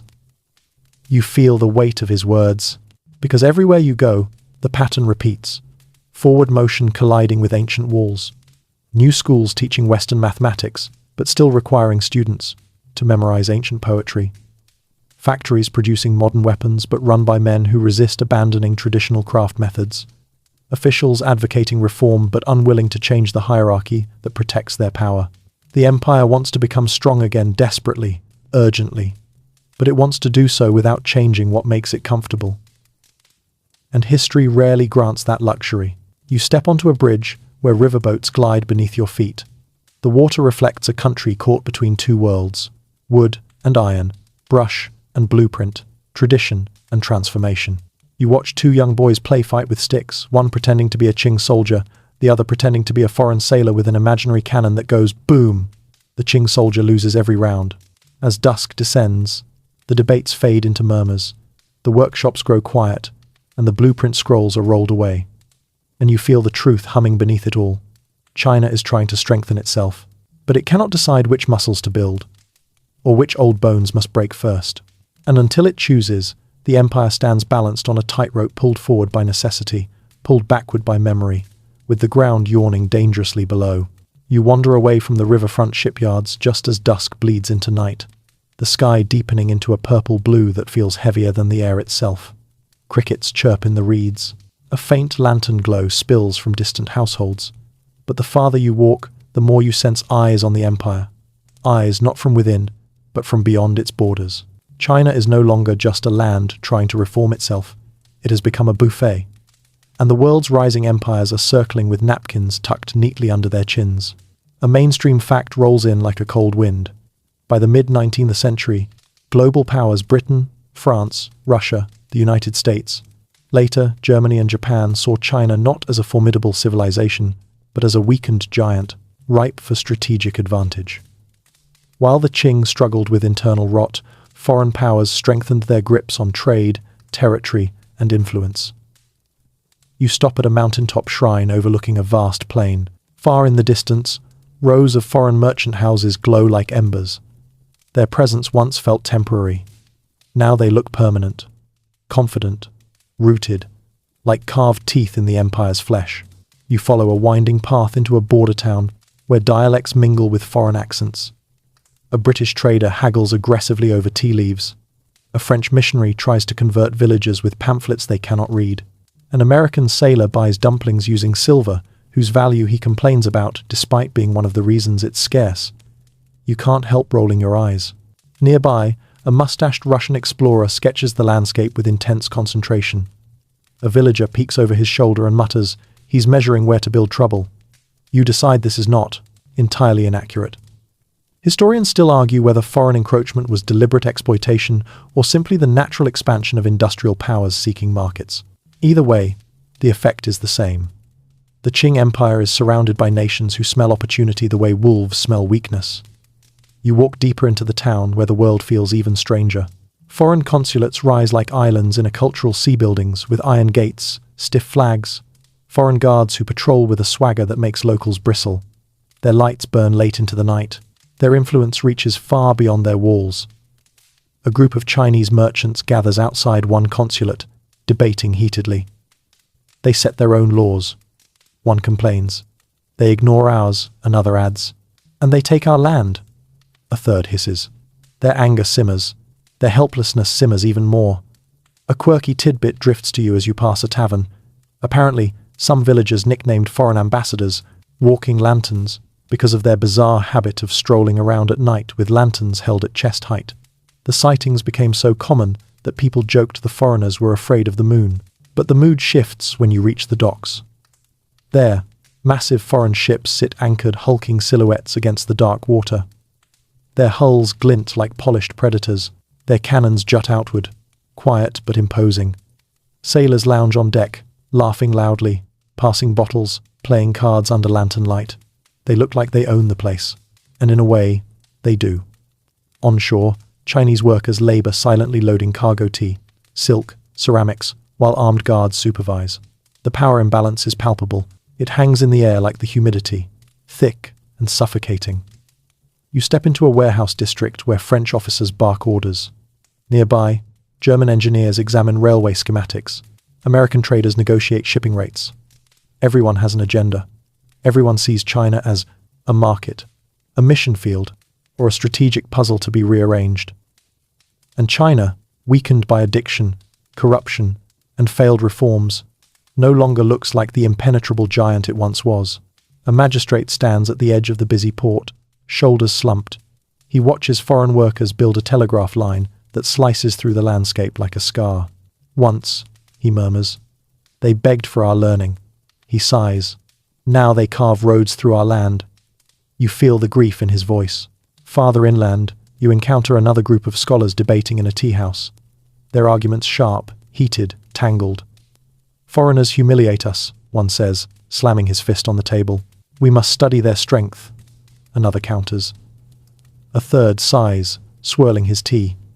If we do nothing, more will come. If we change too much, the empire will lose itself.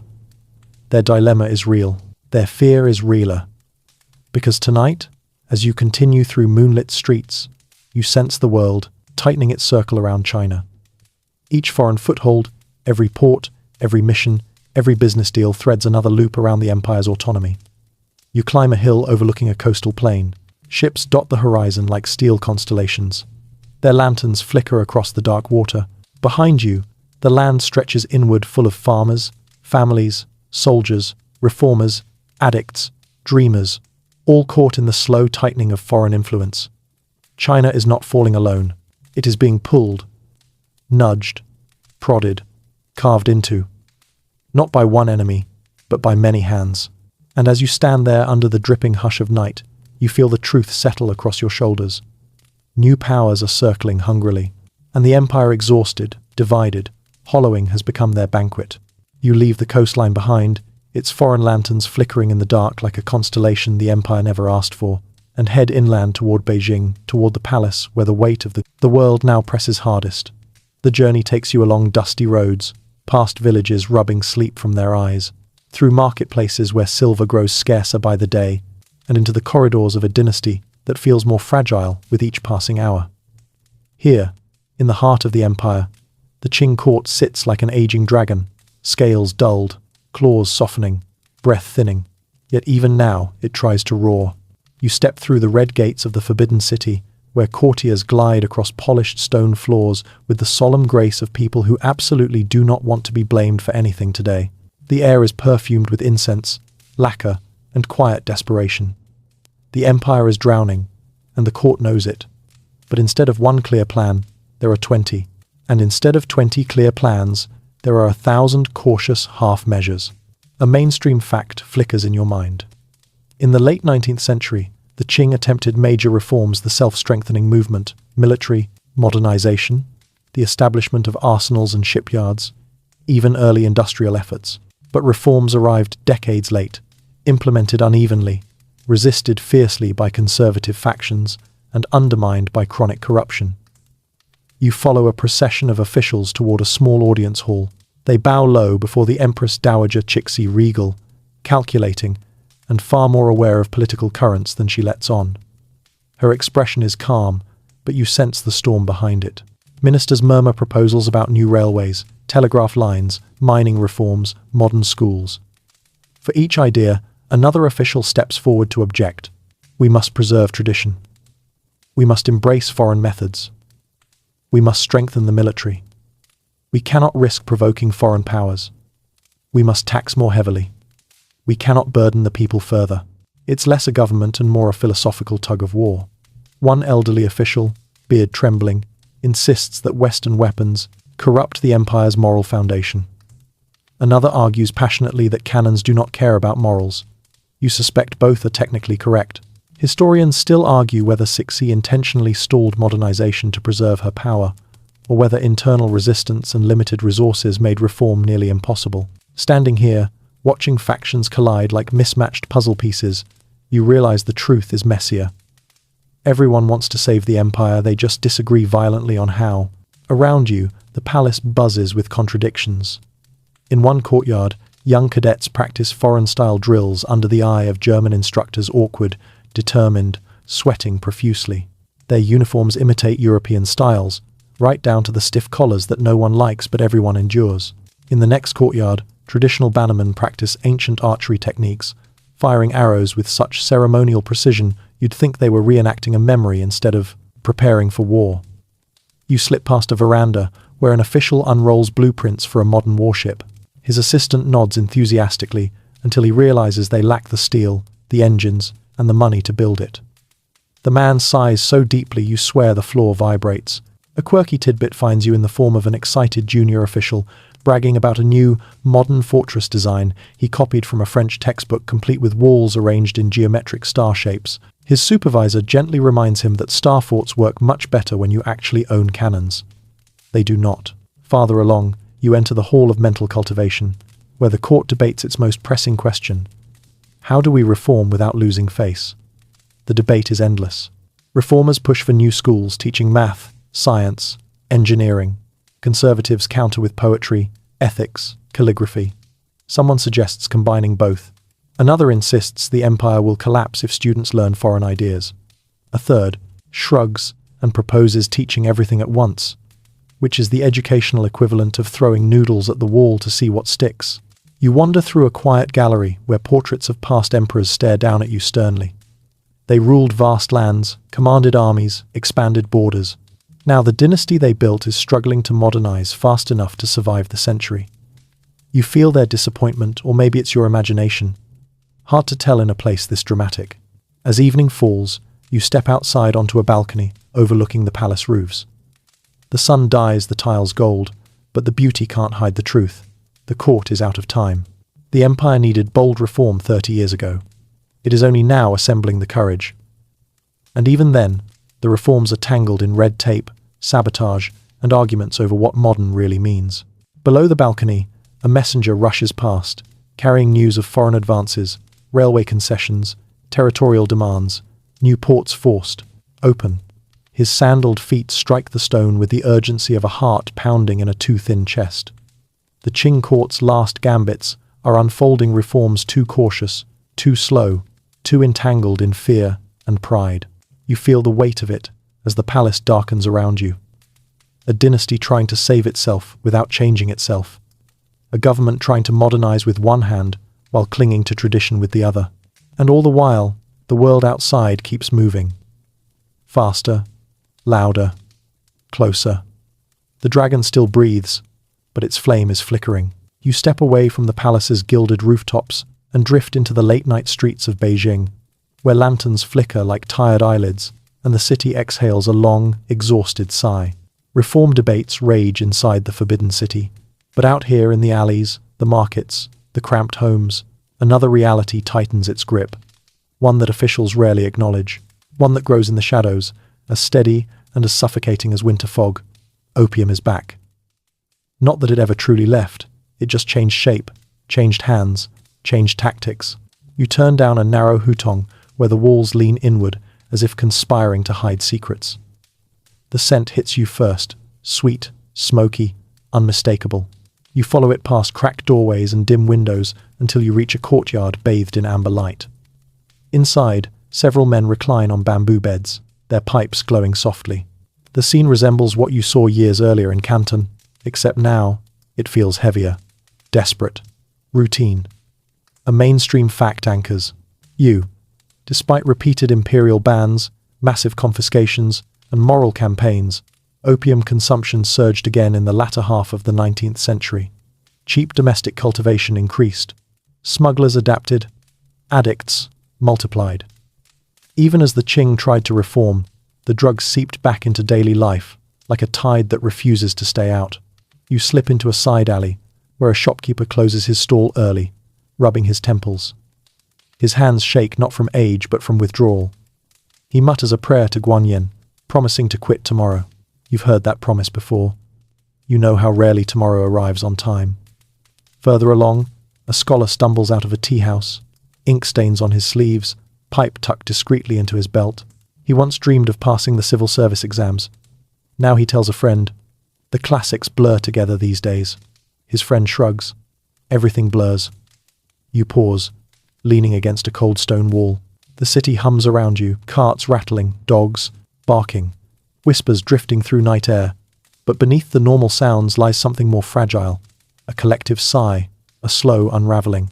Historians still argue whether the second wave of opium addiction surged because of economic despair, social collapse, or simply the drug's availability. But as you walk, it becomes clear that hardship and dependency now feed each other in a miserable loop.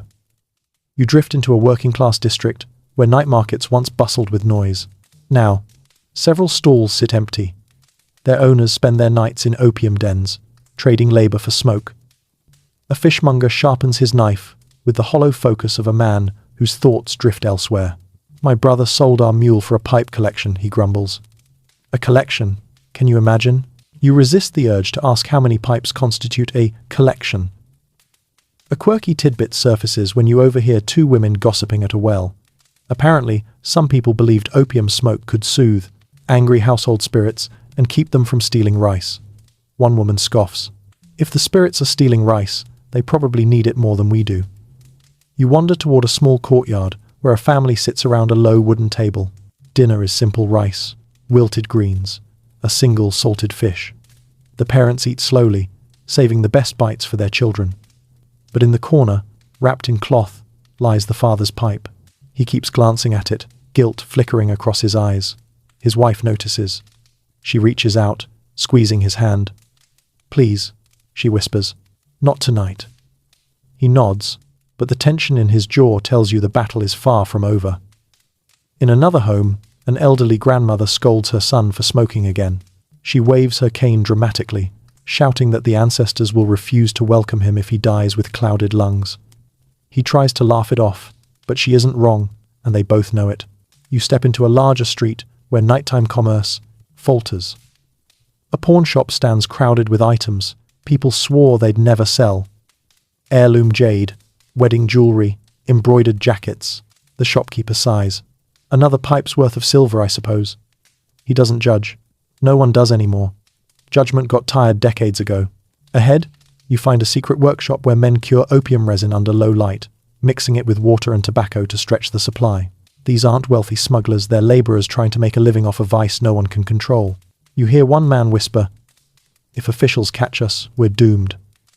Another replies, If they don't, we starve. That's the empire now. Every choice is a bad one. You just pick the one that hurts slower. You continue walking until the city finally quiets. Lanterns dim, smoke drifts lazily over rooftops.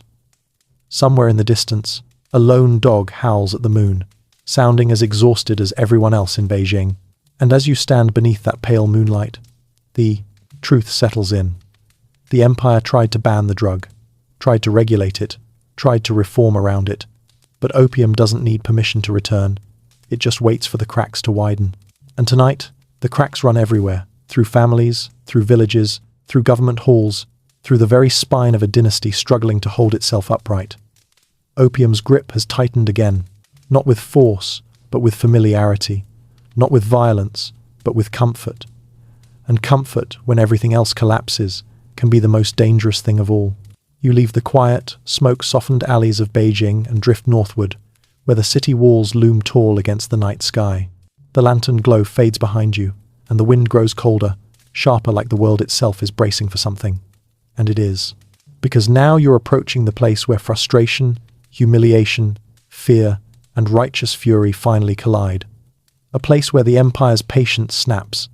A place where fists clench, chants rise, and superstition and nationalism mix into a powder keg.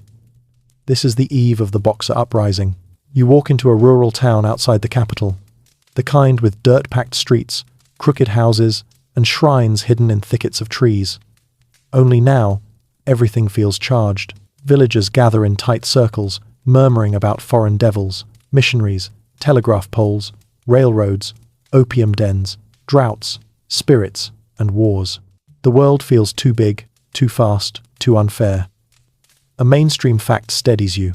In the late 1892, North China suffered repeated droughts, famine, and rising foreign presence. Missionaries converted villages. Railways cut through sacred fields. Foreign soldiers patrolled treaty ports. Rumors spread like wildfire. And anxiety gave birth to the Yihe Quan, the righteous and harmonious fists, known in the West as the Boxers. You round a bend and see them training in a dusty field. Young men leap, shout, punch the air in coordinated movements. They wear amulets tied with red string. Their leaders chant incantations. One man smears a talisman with chicken blood and presses it to his chest. They believe these rituals make them invulnerable to bullets. You watch their faces: fear, bravado, anger, hope, all swirling together in expressions that don't quite fit. Historians still argue whether the Boxers were primarily a religious cult, a nationalist militia, or simply desperate villagers looking for a sense of control in a chaotic world. Standing here, you feel a bit of everything. They are scared, they are furious, they are proud, they are misled, they are determined, and they are gathering momentum. As the men train, older villagers sit nearby whispering grievances. The foreigners take our land, they insult our gods, they bring opium, they walk our streets like they own them, they say we must follow their laws. They killed my cousin over a tax he didn't owe. Every whisper adds fuel to the growing fire. A quirky tidbit floats your way when one farmer claims that a Boxer fighter made a horse faint just by shouting at it. His neighbor disagrees. No, it was a cow, he insists. You look at the cow grazing peacefully behind them and suspect she would strongly disagree with both accounts. You follow the crowd into a shrine where incense coils burn overhead, filling the air with thick, sweet smoke. The Boxer leaders preach that ancient gods have returned to protect China from foreign pollution. The villagers, tired and hungry, swallow every word like medicine. Even if the medicine is mostly made of desperation and dusty floor mats. Outside, a group of women huddle near a well, glancing around nervously. One whispers that foreign missionaries kidnap children, an unfounded rumor, but fear doesn't need facts. Another claims the telegraph wires steal spiritual energy from the land. A third insists the drought is punishment for allowing foreigners into China. Their voices tremble with terror and certainty. You step out onto a ridge overlooking the valley, where fires flicker from village to village like beacons calling to unrest. Fighters train, priests chant, young boys mimic boxing stances with wide eyes. You sense it, this isn't rebellion born from organized politics. It's born from panic, from humiliation, from a belief that something must be done, even if no one knows exactly what. Back on the ground, you see Boxers sharpening long spears, tightening red headbands, and marking their arms with ritual characters. One man stares into a bowl of water, whispering to his reflection, "Bullets cannot harm me." You feel a shiver because belief this strong can be more dangerous than any weapon. You move north, and the tension builds. Villagers pour into the roads, marching between towns. Some chant, "Support the Qing, destroy the foreigners." Others wave rough painted banners with slogans calling for divine vengeance. Children run alongside, caught up in the fever of the moment. You notice local officials watching from shaded porches. Some frown, sensing trouble. Others nod approvingly, happy to see anyone, standing up against foreign powers. The empire's leadership is split, and that split is about to crack open. You continue until the walls of Beijing rise before you again. Crowds gather at the base, buzzing with wildfire rumors. The Boxers are coming. The court might support them. The foreigners are terrified. No, they're mobilizing troops. The air vibrates with tension. It's the kind of tension that hums in your bones and makes your heart beat faster for reasons you don't fully understand. And as the first groups of Boxers arrive at the city gates, muddy, chanting, eyes blazing with dangerous certainty, you feel the storm cresting. China is hurt, angry, desperate. And desperation, when mixed with nationalism and prophecy, becomes combustible. The Boxer flashpoint has arrived. What began as whispers in rural fields will soon explode into the capital, dragging the empire into a crisis it cannot control. You slip back inside Beijing as the Boxer tide swells against the city walls, and the closer you move toward the Forbidden City, the more the entire capital trembles, not from earthquakes, not from cannon fire, but from a dread so thick it clings to your skin like damp silk. You've felt tension before, but this is different. This is the quiver at the heart of an empire that senses its own bones beginning to loosen, because behind these palace walls, collapse is already creeping in, not loud, not sudden, but quiet and relentless, like rot working through the beams of a once mighty hall. You cross into the imperial quarter through a side passage used mostly by messengers and servants. The stone beneath your feet feels cold, worn thin by centuries of footsteps that were far more confident than the ones echoing today. Eunuchs scurry past, clutching scrolls, refusing eye contact. Guards stand at attention, but their eyes dart nervously. Even the palace cats seem tense, tails flicking as if they sense something coming. You approach a garden pavilion where several high-ranking officials huddle together, voices trembling as they argue in frantic whispers. If we support the Boxers, we appear strong. If we support them, the foreigners will destroy us. If we don't support them, the people will rebel. If we do nothing, we fall anyway. You watch their faces lined with indecision, burdened with fear, pale from sleepless nights. These are not the confident mandarins of centuries past. These are men drowning in choices that all lead to the same deep water. A mainstream fact rises through the noise. During the Boxer uprising of 1899, 1901, Qing leadership fractured. Some courtiers and the Empress Dowager Cixi initially sympathized with the Boxers' anti-foreign sentiment. Others feared provoking Western powers into full retaliation. The court became paralyzed, lurching between strategies, unable to commit as the crisis engulfed them. You move deeper into the palace, where long halls stretch like distorted reflections, beautiful but hollow. Silk banners sway faintly in the draft. Servants light lanterns whose flames flicker like fragile hope. You turn a corner and find a group of palace women whispering anxiously about rumors that foreign troops are mobilizing. One clutches a jade pendant tightly, murmuring to the ancestors for protection. Historians still argue whether the Qing court's hesitation was rooted in political calculation, fear of internal rebellion, or sheer confusion about the scale of foreign military power. Standing here, watching the panic ripple through the palace, you feel it's a mixture of all three and something else. Exhaustion. Generations of crisis have drained the empire's strength until even decision-making feels like wading through mud. You find yourself near the Hall of Supreme Harmony, its imposing structure silhouetted against a sky smeared with the orange glow of distant fires. In the courtyard below, soldiers drill in mismatched uniforms, some modern, some ancient, some barely held together by hope. Their spears and rifles clash awkwardly, like two eras colliding with no clear victor. One soldier wipes sweat from his brow and mutters, "How are we supposed to fight bullets with bamboo drills?" His friend shrugs. "Maybe the gods will protect us." The first man snorts. "The gods left a long time ago. You're not sure he's entirely wrong. A quirky tidbit drifts over from two eunuchs who gossip nervously behind a column. Apparently, one nobleman is so paranoid he sleeps wearing his ceremonial hat because he's convinced losing it will make him less lucky during invasions. You glance at the hat perched on his pillow and privately conclude that luck may not be his biggest problem. You approach the innermost courtyard, where the Empress Dowager Cixi herself sits in a quiet chamber, lit by perfumed candles. Her expression is inscrutable, equal parts steel and sorrow. Ministers kneel before her, offering conflicting advice like frantic doctors diagnosing a patient who refuses to admit she is dying. Your Majesty, the foreigners demand protection. Your Majesty, the boxers demand support. Your Majesty, the people demand leadership. Your Majesty, the gods demand reverence. She closes her eyes for a long, heavy moment.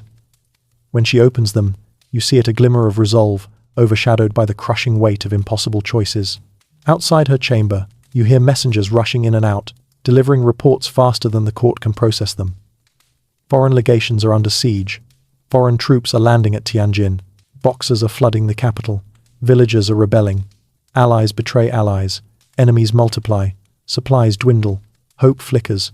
You step away from the chaos and find a quiet balcony overlooking the palace roofs. The night wind whistles softly between the tiles.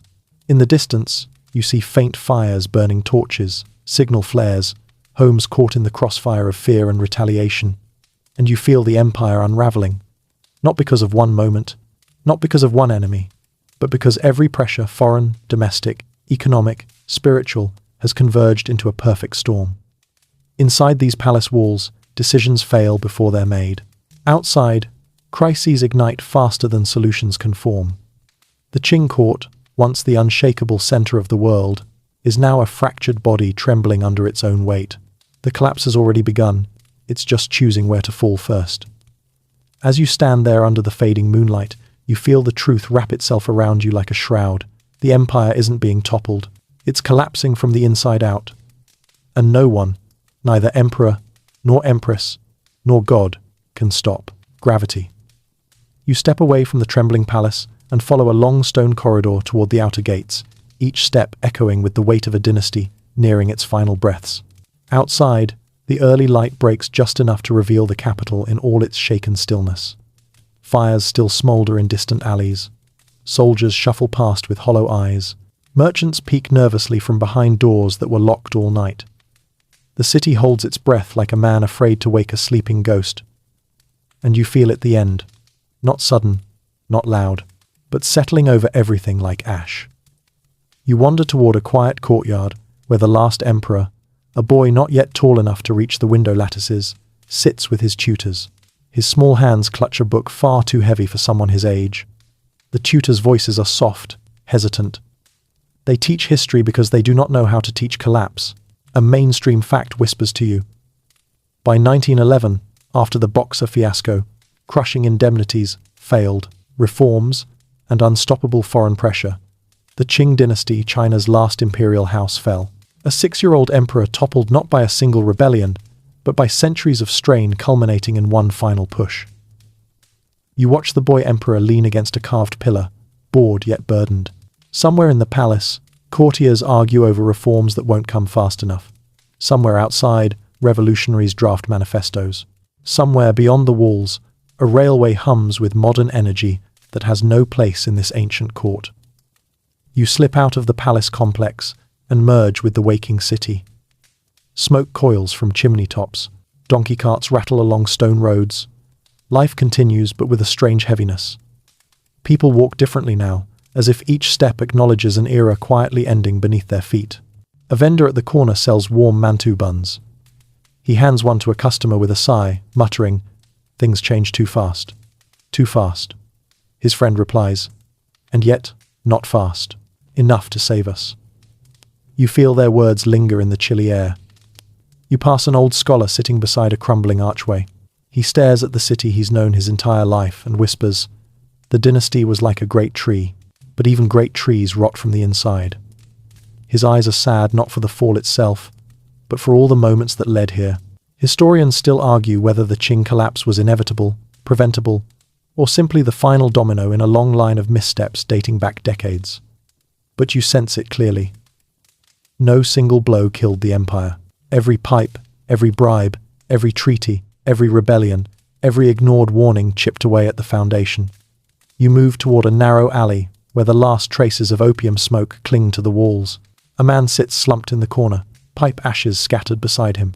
His clothes are thin, his eyes are distant. He exudes not pleasure, but resignation. You realize that he is not just an addict, he is a mirror, a quiet reflection of a nation slipping into numbness. Nearby, a former soldier sharpens a rusted spear with bitter determination. The court is lost, he mutters, but the land remains. You sense the spark of something new forming, not the old imperial loyalty, but a new kind of identity rising from exhaustion. A quirky tidbit unfurls as you pass two gossiping tailors. They claim the palace eunuchs are secretly sewing extra pockets into their robes so they can flee with silver if things collapse overnight. One tailor shrugs. Can't blame them. A sinking ship makes everyone a swimmer. You continue toward the drum tower, where bells once marked imperial hours. Now, the tower feels like a fossil majestic, but disconnected from the world buzzing below. You climb the wooden stairs, each creaking step echoing the strain of the dynasty's final days. At the top, Beijing spreads below you, a mosaic of rooftops, smoke trails, half-finished reforms, stubborn traditions, foreign, banks, opium dens, hopeful students, hungry families, exhausted soldiers, life layered upon life. A vast, complicated, wounded civilization. And at its heart, an empire slipping quietly into memory. You stand there for a long moment, letting the truth wash over you. The Qing Dynasty will fall. Modern China will rise, and everything you've witnessed, every crack, every struggle, every failure, every act of resistance, leads here to a moment history will render inevitable. Below you, the city stirs. The wind rustles banners on both temples and telegraph poles. Somewhere a rooster crows. Somewhere a scholar begins writing a new manifesto. Somewhere a mother wakes her son for school, praying the future will be brighter than her past. And you feel it, gently, almost tenderly. The empire's story ends here. But the people's story continues. And now, as you step back from the drum tower's height, let the edges of this long journey soften. The noise of the capital drifts into a low hum, the kind that fades gently into the distance like a river slipping behind a bend. You walk slowly, letting the early morning air cool your thoughts, letting every sound melt into something quieter, something safer. The rooftops below blur into a warm patchwork of browns and reds. Smoke curls lazily from chimneys. A soft breeze brushes past, carrying with it the faint scent of steamed rice and wet stone. Each breath feels slower now, steadier, as if the world itself is exhaling after a long, heavy chapter. You leave the city streets, moving toward a quieter courtyard where the noise fades entirely. The stones beneath your feet are cool and smooth. A single lantern glows near a wooden bench, its light flickering gently, almost like a heartbeat at rest. You lower yourself onto the bench, feeling the calm settle into your muscles, loosening what the journey has tightened. The sky above brightens, not with glare, but with that soft, hazy light that arrives just before sunrise, gentle, forgiving, unhurried. The kind of light that makes everything feel possible again. Let your thoughts drift the way falling leaves drift across still water. Let them float without urgency, without weight. Imagine the empire's long history settling into a quiet book on a quiet shelf, its final pages resting peacefully. You sit there in the mellow dawn, and for the first time tonight, everything feels still. Safe. Slow. Allow your eyelids to grow heavy. Allow your breathing to soften. The story has ended, and the rest is yours now.